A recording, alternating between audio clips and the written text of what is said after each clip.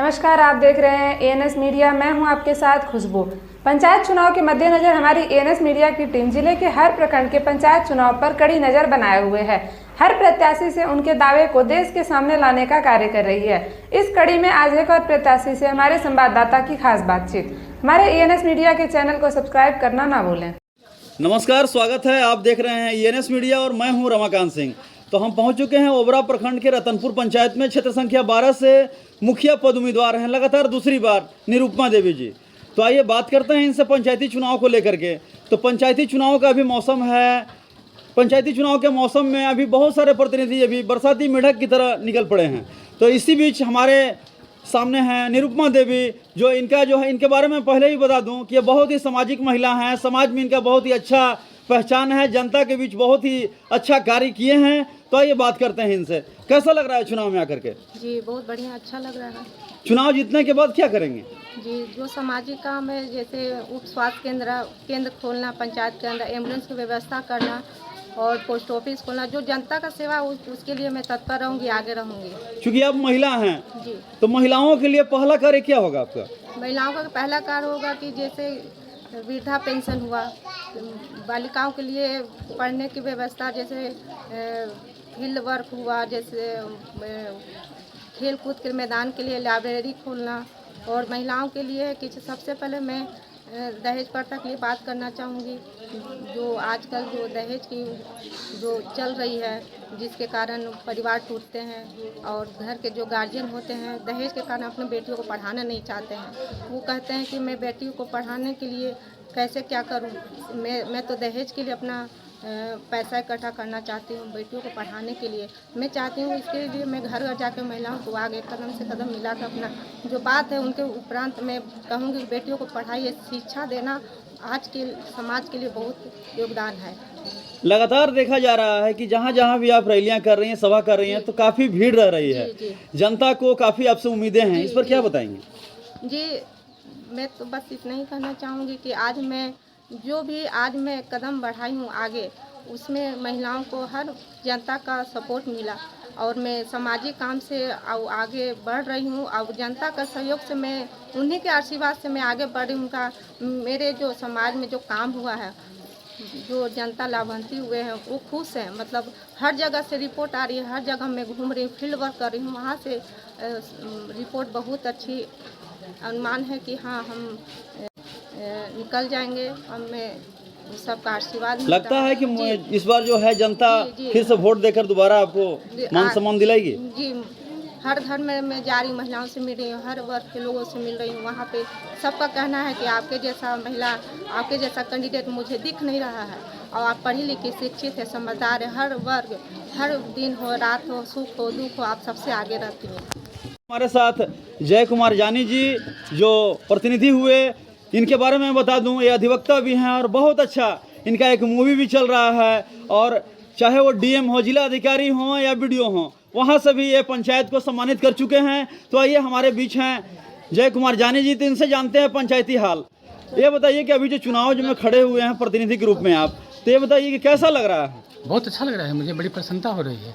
लग रहा है कि जनता इस बार चुनेगी? हाँ, बिल्कुल बिल्कुल, उसमें कोई दो राय नहीं है। इसलिए कि हमने 5.5 वर्षों तक अपनी जनता के लिए अपने खून पसीना को बराबर करके पूरे पंचायत को मैं सींचा हूँ। सर्वांगीण विकास करने की मुझे एक जो मैंने सपना देखा था, पहले मैंने संकल्प लिया था, मैं बिल्कुल खरा उतरा हूँ। और वैसे तो जनप्रतिनिधि बहुत सारे हैं, ऐसा कुछ नहीं है, कैंडिडेट्स बहुत सारे रहते हैं, सबका अलग अलग है, अपना मौलिक प्रतिभा सबकी अलग होती है, उनका मौलिक अधिकार है चुनाव में खड़ा होना, सबके लिए है, ऐसा कुछ नहीं है। मुझे कोई आपत्ति नहीं है। सरकार की जो भी महत्वाकांक्षी योजनाएं हैं उसको आप धरातल पर कैसे लाएंगे?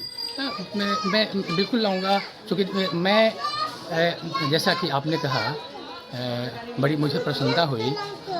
आज पूरा देश, पूरा जो है अधिवक्ता जो जहाँ पे भी रहा है और जनप्रतिनिधि रहा है या उसके कोई प्रतिनिधि रहे हैं, मुखिया प्रतिनिधि हो या सांसद प्रतिनिधि हो, कोई भी हो, तो कार्य करने में वहाँ पे सफलता इसलिए मिलती है कि पदाधिकारियों से हम लोग जो अपना कार्य है उसको बड़ी अच्छे ढंग से बखूबी निभा लेते हैं, कहीं कोई परेशानी नहीं खड़ा होती है।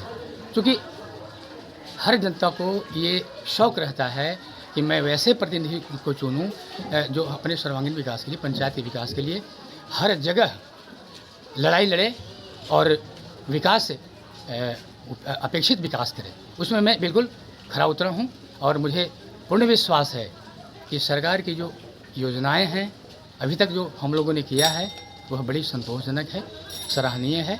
और सबसे बड़ी चीज़ है कि अभी जैसा कि मिनी ब्लॉक के बारे में सभी लोग जानते हैं, मेरे पंचायतवासी, मैं उनका हार्दिक अभिनंदन वंदन करता हूं। मिनी ब्लॉक आया, सबों के बीच बड़ी प्रसन्नता का वातावरण बना। अब हमारी जो अगली जो है लड़ाई, वो मैं लड़ाई लड़ रहा हूँ। केवल इस ओबरा प्रखंड में मात्र एक ही पंचायत है जिसको आदर्श पंचायत के रूप में लोग जानते हैं। मेरी ख्वाहिश है, मेरी उत्कट अभिलाषा है कि मैं भी इस रतनपुर पंचायत को आदर्श पंचायत घोषित करवाऊं। और मैं दृढ़ संकल्पित हूं कि जैसे ही मेरा चुनाव निकलता है परिणाम मेरे लिए सुंदर आएगा ही, जिसमें कोई दो राय नहीं है। मैं लग जाऊंगा पूरे ताकत के साथ, पूरी ऊर्जा के साथ, क्योंकि सारी जनता मेरे साथ है। लगातार आपकी सभाओं में लगातार जो भीड़ देखी जा रही है, जनता का जो प्यार और दुलार मिल रहा है, तो इसके बारे में क्या कहेंगे?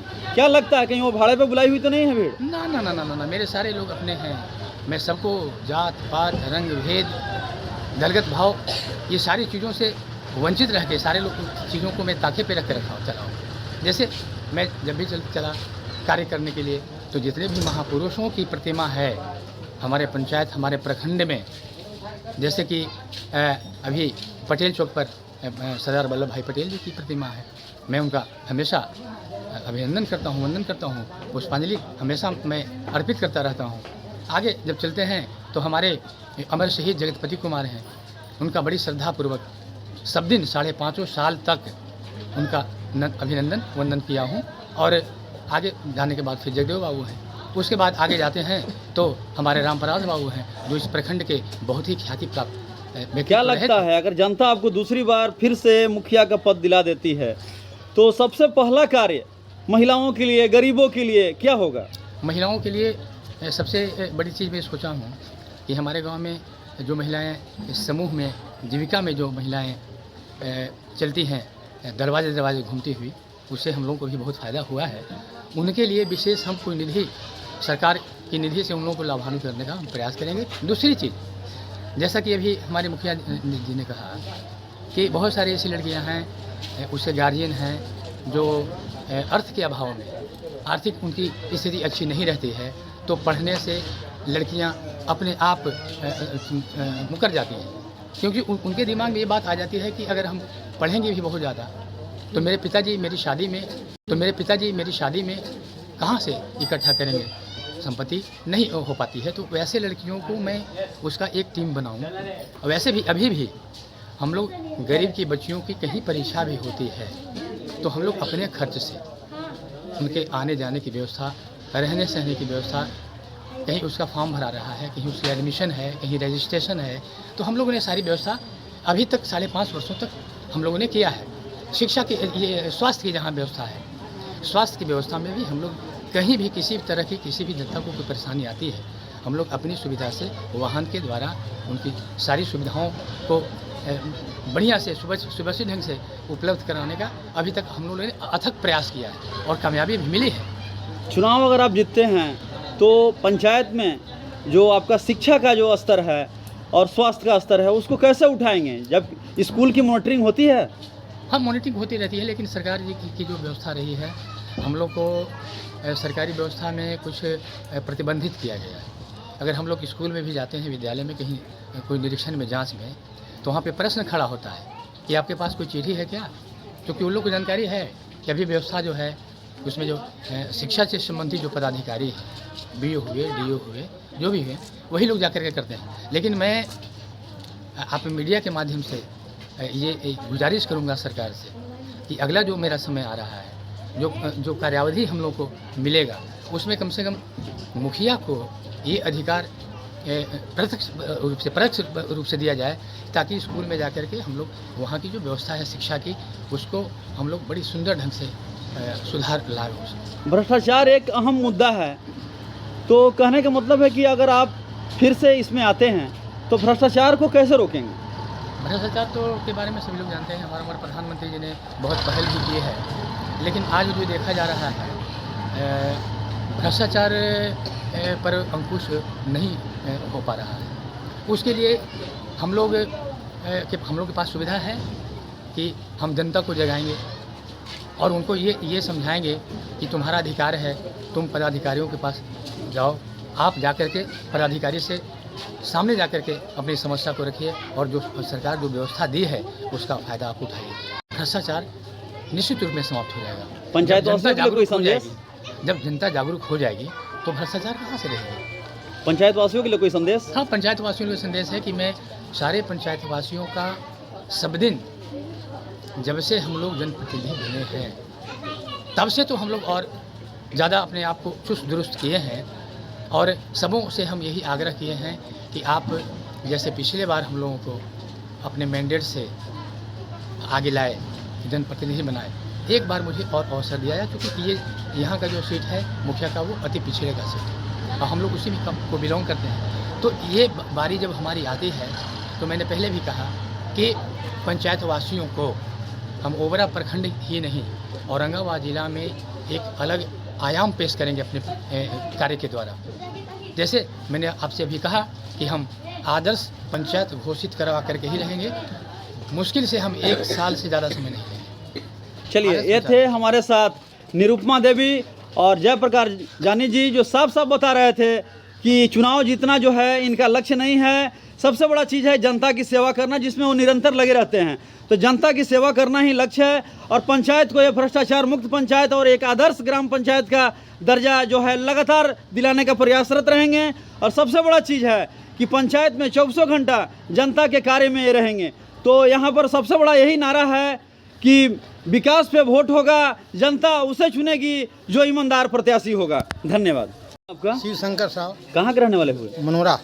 तो ये बताइए कि कैसे व्यक्ति को पंचायत में मुखिया होना चाहिए? एकदम बढ़िया से काम कर रहे हैं बाबू, जानी जी बहुत बढ़िया से काम कर रहे हैं। क्या लगता है कि इनको फिर से आना चाहिए? हाँ, फिर से या परिवर्तन होना चाहिए? यहाँ पर नहीं आना चाहिए, फिर से आना चाहिए, विकास होगा। विकास होगा। क्या नाम हुआ आपका? कामेश्वर वगैरह हुआ। कहाँ के रहने वाले हुए? मनोरा। तो कैसा व्यक्ति होना चाहिए पंचायत में मुखिया? एक नंबर के। क्या इनको रहने से विकास हो रहा है? ठीक रहता है। पैसा नहीं मांगते हैं योजना में? जी ना, पैसा नहीं मांगते हैं। आपका? राधिका देवी। तो ये बताइए कि कैसे व्यक्ति को मुखिया बनाइएगा? सब ढोलक साहब। ढोलक छाप पैसा दिए हैं ना, तब फिर क्यों बोल रहे हैं कि उन्हीं को जिताइए? पैसा पर नहीं जीत जाएंगे, अच्छा, ऐसे जिताएंगे।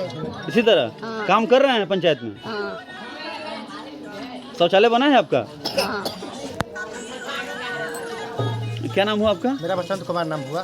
तो ये बताइए बसंत जी कि कैसे व्यक्ति को पंचायत में मुखिया होना चाहिए? शिक्षित उम्मीदवार होना चाहिए जो काम करने में सक्षम है। ये हमारे पंचायत के रतनपुर पंचायत के मुखिया वर्तमान निरुपमा देवी है। ये हमारे 5 साल में कार्य इतना किए कि हम लोग बहुत खुशी से काम पंचायत में आते हैं जीतने के बाद? बिल्कुल आते हैं, घर घर घूमते हैं।